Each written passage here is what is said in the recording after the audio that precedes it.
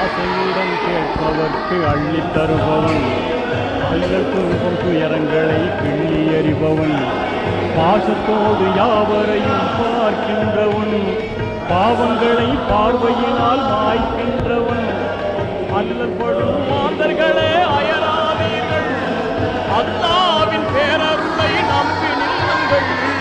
அவனிடத்தில் குறையனைத்தும் சொல்லி காட்டுங்கள், அன்பு நோக்கு தருகவென்று அழுது கேளுங்கள், இறைவனிடம் கையேந்துங்கள், அவன்